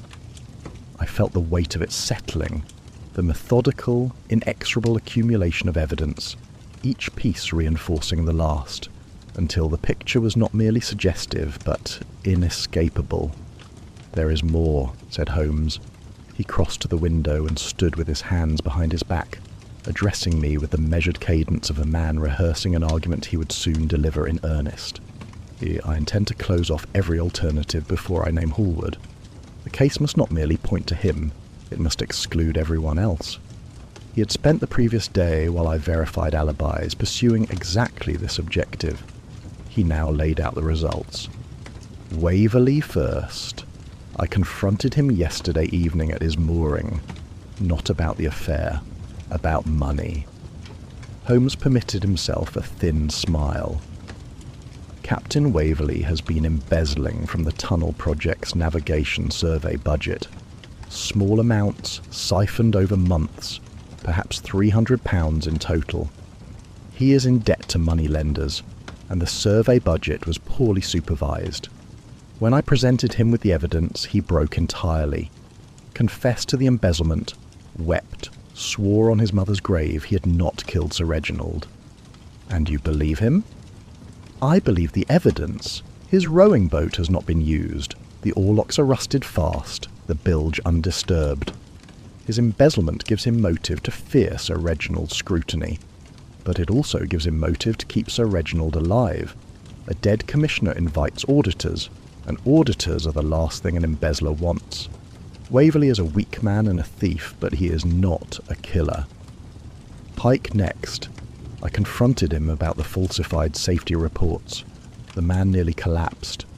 He has been fabricating inspection entries for months, backdating reports, inflating safety margins. He's certifying structural integrity he never verified. He did this not out of malice, but out of desperation. Sir Reginald's demands for faster progress left him no time for proper inspections, and Pike feared losing his position if he fell behind schedule. But here is what matters. Pike cooperated fully once the pretense was stripped away.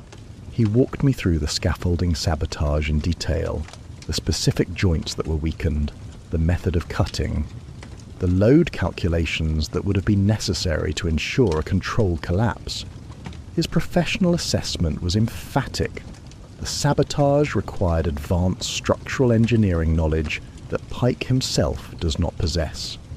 The cuts were made with a precision that reflects formal training in load-bearing analysis. Pike is a foreman, a practical man, skilled with his hands but not a theoretician. He could not have calculated those cuts. Hallward could. Holmes turned from the window. And so the field narrows to one. Hallward had the motive, 30 years of grief for a mother destroyed by the Blackwood family. He had the means, the engineering knowledge to sabotage the scaffolding, build and conceal the drainage conduit, and time his escape to the tidal minute. He had the opportunity, 45 unwitnessed minutes between leaving his office and arriving at the dinner party, precisely the window required to trigger the collapse and traverse the conduit. And he had the instrument, his own ink on the forged note that lured Sir Reginald to his death. And he left his signature, geological chalk from a passage that only he knew existed, carried on his boots to a dinner where a dozen witnesses saw him arrive, flushed, late, and apologetic. He laid his hand flat on the table beside the evidence. Every thread leads to Hallward, Watson. The hidden passage he erased from the plans. The ink only he uses. The chalk from a tunnel only he knew existed. The tide he alone could calculate. The engineering knowledge he alone possessed. And beneath it all, a motive so deep and so patient that it could sustain a man through decades of waiting. He gathered the evidence carefully, the note in its envelope, the chalk samples in their slides, the blueprints folded and annotated. He placed them in a leather portfolio and fastened the clasp. I shall present this to Lestrade this afternoon and request that he arrange a gathering tomorrow. All principals present, at the tunnel. The scene of the crime is the proper stage for the final act. He paused and something shifted in his expression, a shadow passing behind the sharp grey eyes. I confess, Watson, that I take no pleasure in this conclusion. Hallward is a remarkable man.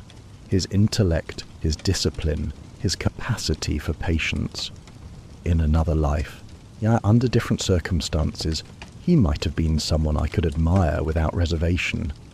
But he chose to become his own judge, jury, and executioner, and that is a choice that no private grief, however justified, can excuse. You said last night that you almost understood him. I do almost understand him. That is precisely why I must be certain. Understanding is a dangerous companion to justice. It whispers reasons for mercy where mercy is not mine to give. He took up the portfolio and reached for his coat. Tomorrow we end this. I shall see Lestrade now, and I expect you at the tunnel entrance at 10 o'clock sharp. He paused at the door and looked back at me. Bring your revolver, Watson. Cornered men are unpredictable. And I do not yet know whether Hallward intends to surrender to the law or to the river. Chapter 9. The Dagger's Edge. The morning was raw and grey with a low sky that pressed upon the rooftops like a lid. I arrived at the Wapping Tunnel entrance at 10 o'clock to find Holmes already there, standing motionless at the top of the stone steps with his hands clasped behind his back, watching the river. Lestrade was beside him, flanked by 2 constables in plain clothes. A police launch sat at the nearby wharf, its engine idling.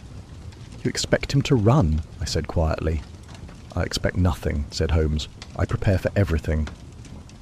The others arrived over the next quarter of an hour, summoned under the pretence of a formal reconstruction of events.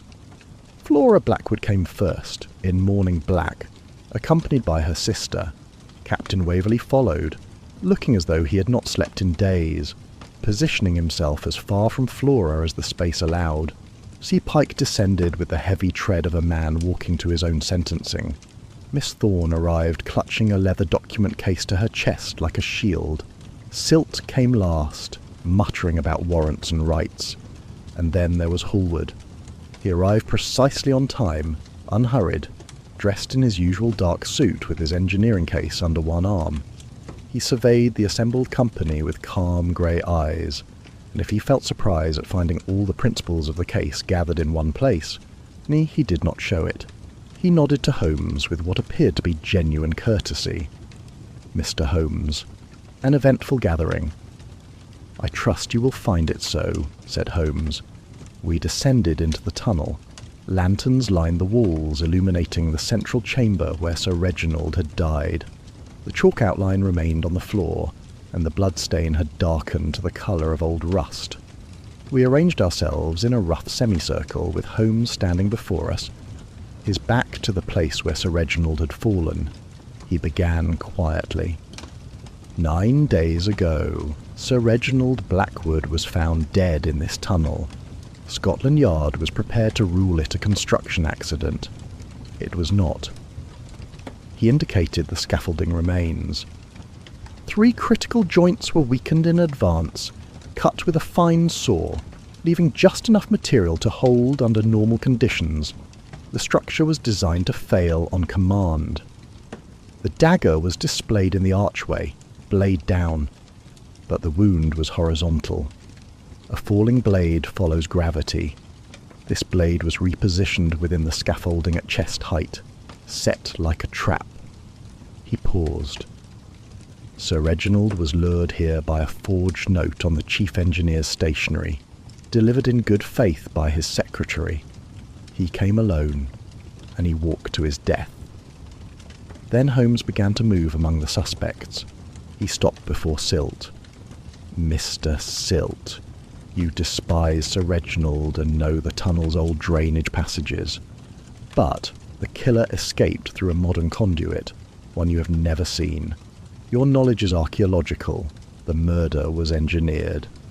He moved to Pike. "Mr. Pike, you threatened to see Sir Reginald buried in his own tunnel. You have been falsifying safety reports. But the scaffolding sabotage required structural calculations you do not possess. You are a foreman, not a theoretician. Captain Waverley, your affair with Lady Blackwood and Sir Reginald's discovery of it gave you motive.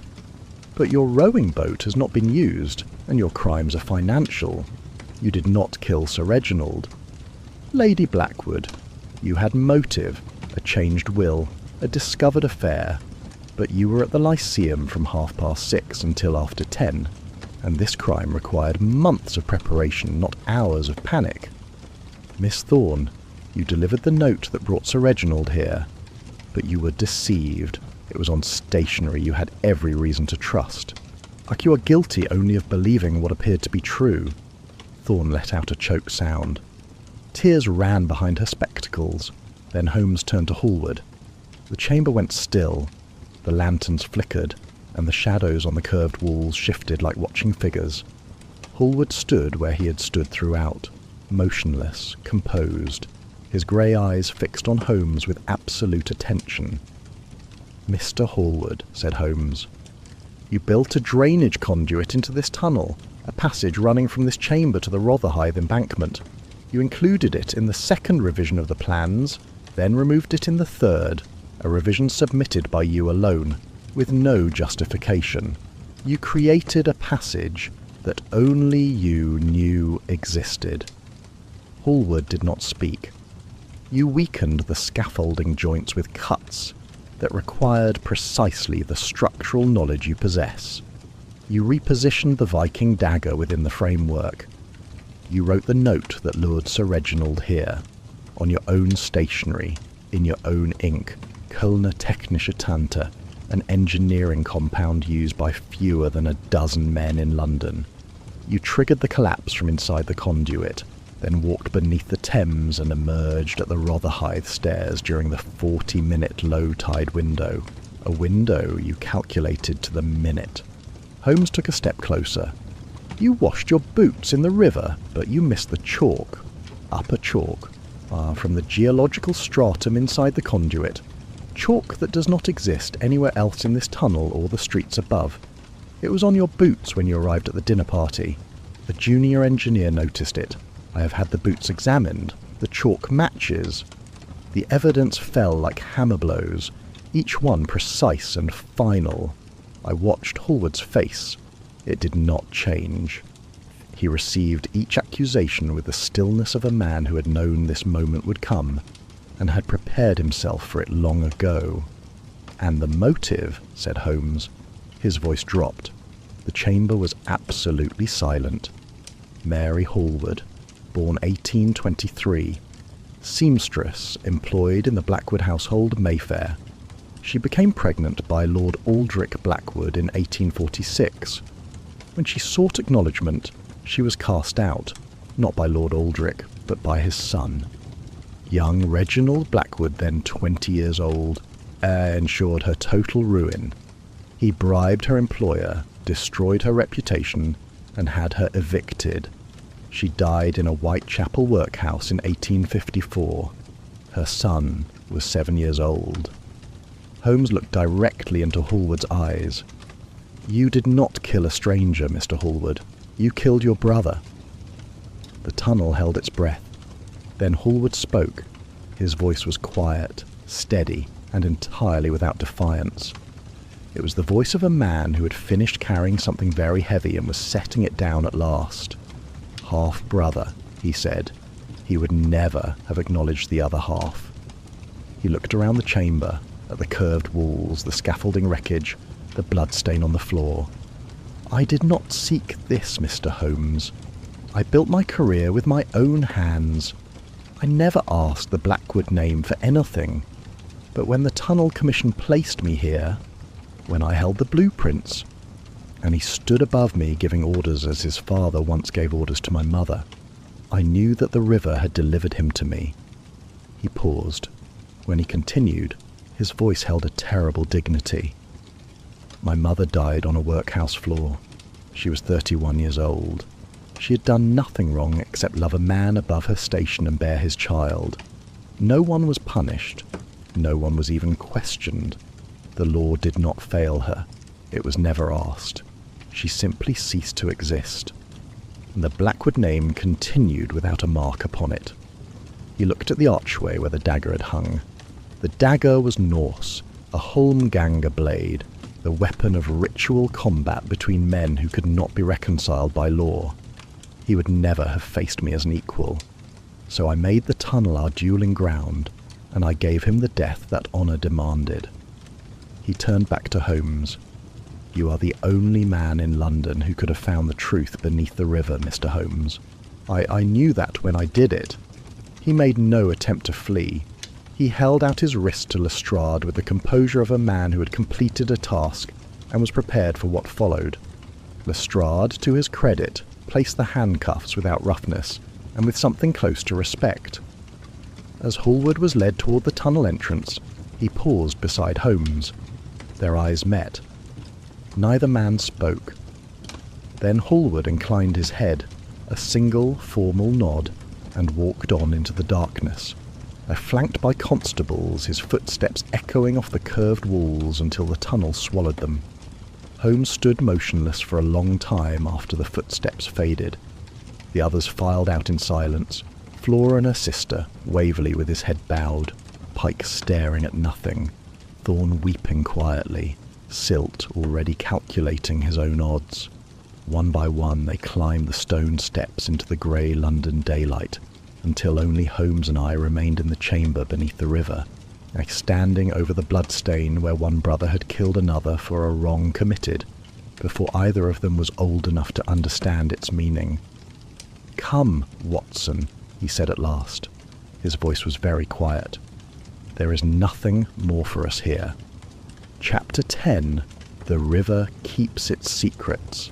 It is some weeks now since the conclusion of the affair I've titled The Dagger Beneath the Thames, and I find myself writing these final pages in the quieter light of distance, when the urgency of the chase has faded, and what remains is the thing that always remains at the end of our cases, the question of whether justice was done, and whether justice and truth are, in the end, the same thing.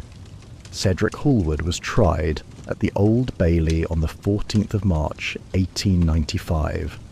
The trial lasted 3 days.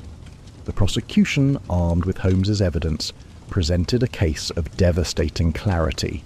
The hidden conduit, the omitted blueprint, the German ink, the chalk on the boots, as the tidal calculations, and the 30-year motive rooted in a seamstress's ruin and a workhouse death. Hallward's barrister mounted a defence grounded in provocation and diminished moral responsibility, arguing that a lifetime of injustice had created a pressure that no reasonable man could have been expected to withstand indefinitely. It was an eloquent argument, and I confess it moved me. It did not move the jury. Hallward was found guilty of murder and sentenced to death. He received the verdict standing, as he had stood throughout the trial, upright, composed, and entirely without self-pity. He did not appeal. The newspapers, which had seized upon the case with the rapacious enthusiasm that only a murder involving both nobility and engineering can inspire, were divided in their sympathies. Several editorials expressed discomfort with the sentence, noting the extraordinary circumstances of Hallward's life and the undeniable cruelty visited upon his mother. Others insisted that the law must apply without sentiment, and that a man who builds a murder the way another man builds a bridge has forfeited any claim to mercy. I read them all and found wisdom in none of them. Holmes did not attend the trial. He followed its progress through the newspapers, reading each day's proceedings with his customary precision. But he did not set foot in the Old Bailey, and he declined 3 separate requests from journalists to comment on the case. When I asked him why, he said only, "I have done my part, Watson. The rest belongs to the law, and the law does not require my audience." He was unusually quiet in the weeks that followed. Not the restless, irritable silence of a man without a case. I knew that mood well enough. But something deeper and more still. The silence of a man thinking through a problem that had no solution. He played the violin more than usual, and the pieces he chose were slow and contemplative. Handel's Largo, or a Brahms intermezzo, and one evening a melody I did not recognise at all, something ancient and minor-keyed that might have been a folk song or might have been his own composition. I did not ask. There are territories in Holmes's inner landscape that even I have learned not to map. The other principals in the case dispersed according to their natures. Lady Flora Blackwood and Captain Piers Waverley left England within a fortnight of the trial's conclusion, bound for Italy. I learned through a mutual acquaintance that they had settled in Florence, where Flora, freed at last from the Blackwood name and its attendant obligations, had taken a small villa overlooking the Arno. Waverley received a suspended sentence for the embezzlement after returning the funds in full, a leniency I attributed in part to Holmes's quiet representation to Lestrade that the captain's cooperation had materially assisted the investigation. Whether they found happiness in Florence I cannot say, but I hope they found peace, which is perhaps the more durable commodity. Oswald Pike was dismissed from his position and fined £200 for the falsified safety reports. He avoided prison. The magistrate accepted that Pike's fabrications, while reckless, had not directly contributed to Sir Reginald's death, and were the product of impossible pressure rather than criminal intent. The tunnel project was taken over by a new engineering firm, and the last I heard, Pike had found work supervising dock construction in Liverpool, a role that suited his talents if not his ambitions.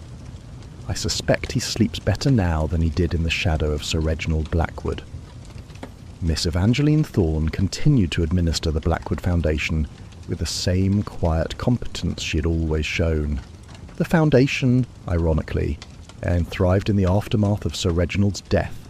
His murder had drawn public attention to his philanthropic work, and donations increased substantially. Miss Thorne managed this growth with characteristic discretion. Her secret, the women's shelter in Bethnal Green, funded by small diversions from the Foundation's accounts, was never exposed during the investigation. Holmes had discovered it, of course. He discovers everything, but he said nothing to Lestrade, nothing at the trial, nothing to Miss Thorne herself. I noticed only that, some weeks after the case concluded, the Bethnal Green shelter received an anonymous donation sufficient to secure its operations for several years. The donor's identity was never established. I have my suspicions, but Holmes has never confirmed them, and I have learned that some questions are better honoured by their silence than by their answers. Jerome Silt was charged with illegal excavation and smuggling of antiquities from the tunnel site. His trial was brief and colourful.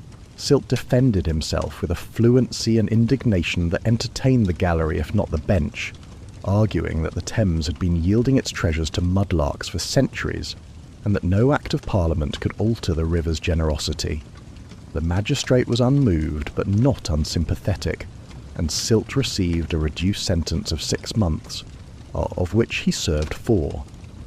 I have little doubt that upon his release he returned immediately to the foreshore, his pockets lined with optimism and his eyes on the mud.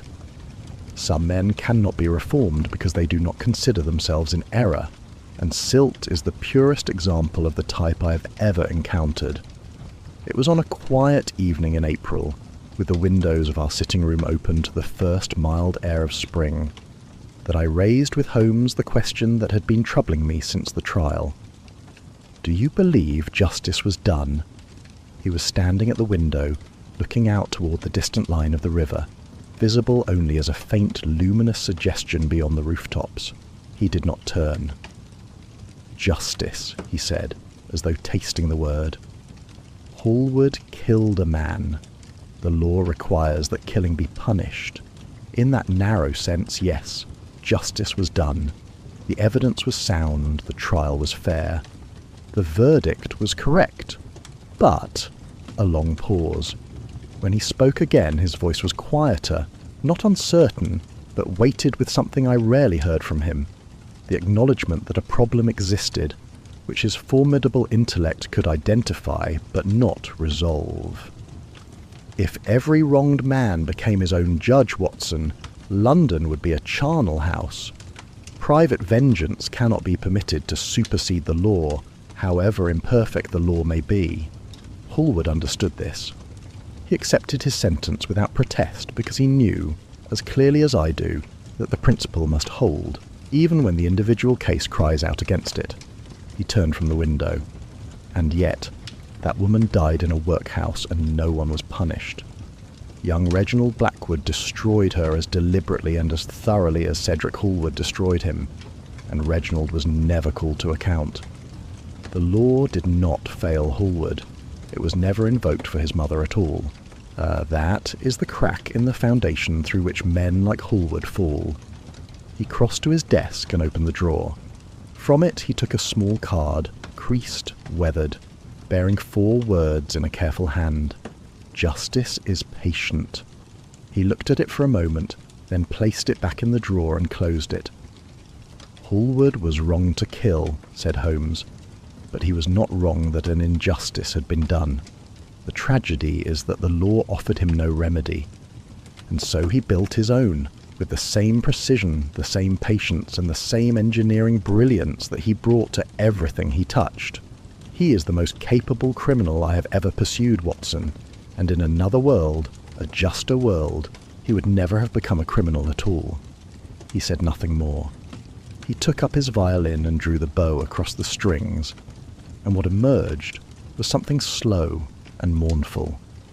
Handel, I believe, though played with a depth of feeling that transformed the familiar melody into something I had not heard before. I sat in my chair and listened, and I did not interrupt. Outside, the evening deepened, and somewhere beyond the rooftops the Thames flowed on, dark, patient, indifferent, carrying its secrets as it always has, from the heart of the city to the sea. I set down my pen now and consider the title of this account. Holmes, in one of his rare moments of sentiment, suggested it might better be called The Sins of the Father. I have chosen otherwise, for it seems to me that the story belongs not to any single sin or any single father, but to the river itself, to the dark water that yielded up a Viking blade and a buried truth, and then closed over both as though neither had ever existed. I leave it to the reader to decide which title is more fitting. The case is closed. The river flows on.